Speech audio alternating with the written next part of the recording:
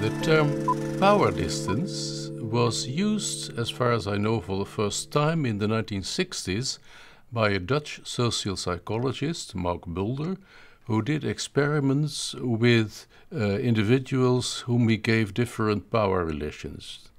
And in the 1970s, I have borrowed the term when I wanted to describe differences between national societies.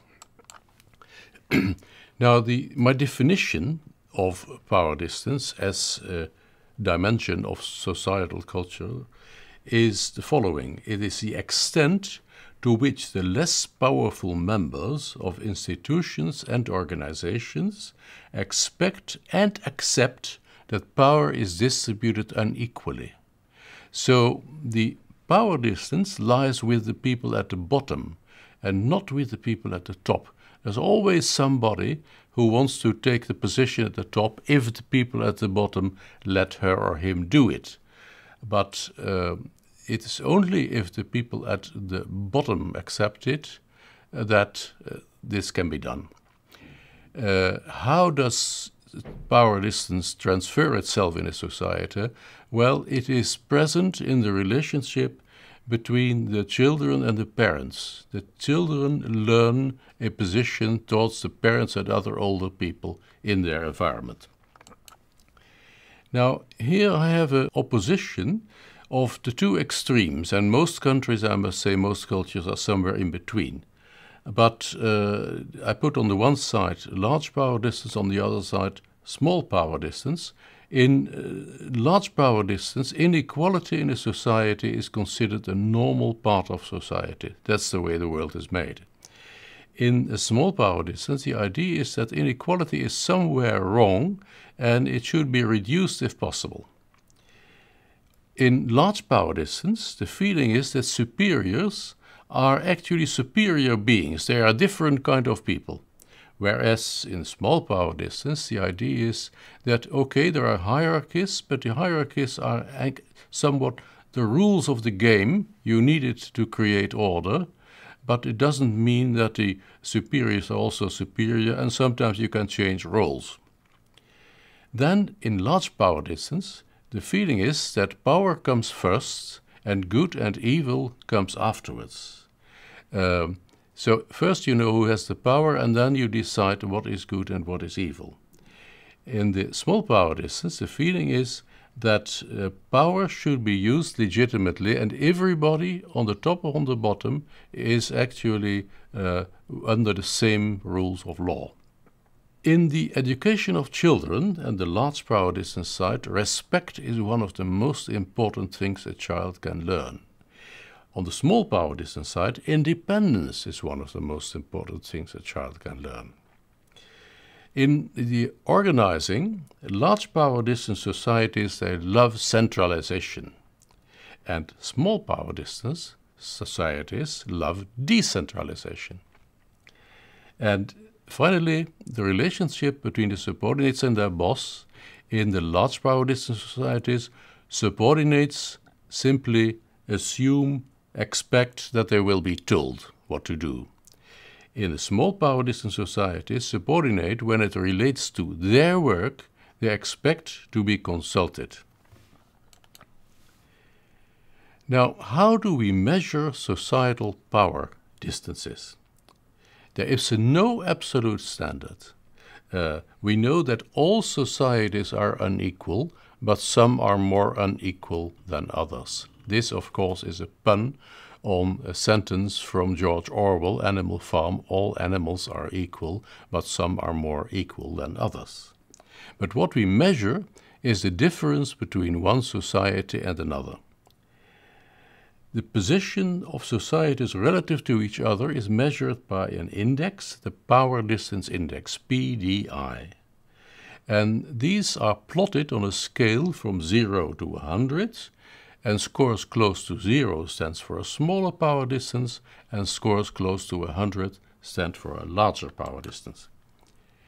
Now, here I have made a table for a few countries. Actually, we have data for 76 countries, but I only took 14 countries here and you can see on the one side the countries with the higher power distance, with on the top Russia, and then it's followed by Mexico, China, the Arab countries, India, and from the European countries the largest power distances are in France.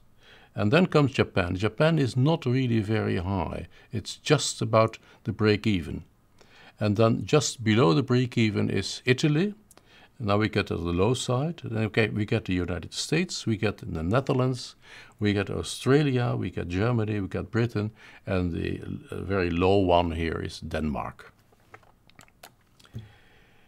Now, what can we do with this power distance index? Well, you can validate it. And what does validating mean? Validating means is you have these numbers and you are going to compare them statistically with phenomena in society, phenomena that are measured by other people and other ways, actually most hard data from society.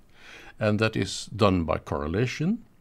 And I have made a small list of things power distance index scores correlate with. On the high side, more income inequality. On the low side, less income inequality. On the high side, a smaller middle class, a larger lower class. On the low side, a larger middle class. Actually, most people are middle class. On the high PDI side, you find the dictatorships. And if it isn't a dictatorship, it's an oligarchy. An oligarchy means that there are a limited number of people from whom the power comes. On the low power distance side, the use of power should be legitimate. They have the trias politica, which means the legislative, the judicial, and the executive power, which are separated. And the people at the top, the executive top, they are also subject to the two other powers. In the large power distance side, in politics, you got a big chance of violence. As often there is fighting in local politics. On the low power distance side, most conflicts are resolved peacefully. On the large power distance side, in order to change a political system, usually you need a revolution. But the paradox about revolutions is, revolutions lead to the fact that you got another face on the top, but not necessarily that the system itself changes. On the low power distance side, political systems change slower, they change by evolution, and evolution in general means that yes, there is a change. Then another bit of research has demonstrated that in large power distance countries, business executives tend to be older. If people are in power, they stay in power longer until they're a lot older. Whereas in the low power distance societies, business executives tend to be younger. And the last one I selected is how innovations come about. Innovations, either social innovations or technological innovations, they come about in a large power distance society only when they are supported by the hierarchy.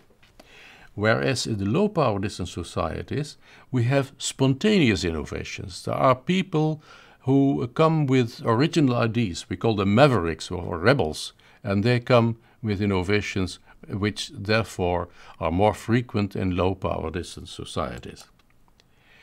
The last question I want to raise, which people often ask, is, but don't these scores change over time?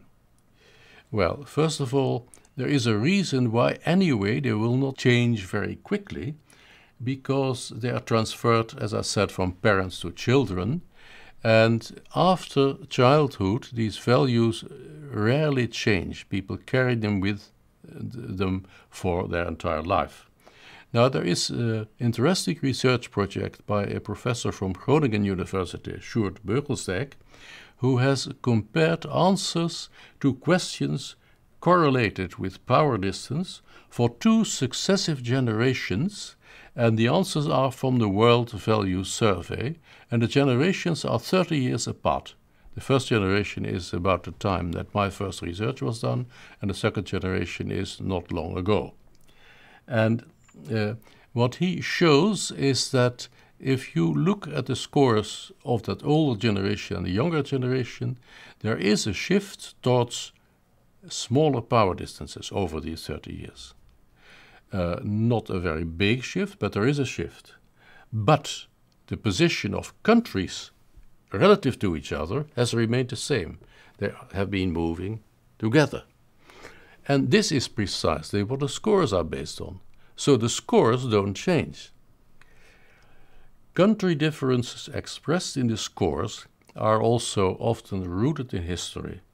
You can find historical stories from centuries ago where you say, well, this was the difference between Britain and Germany at the time, and look how it is now. So, the scores can be assumed to be stable over time.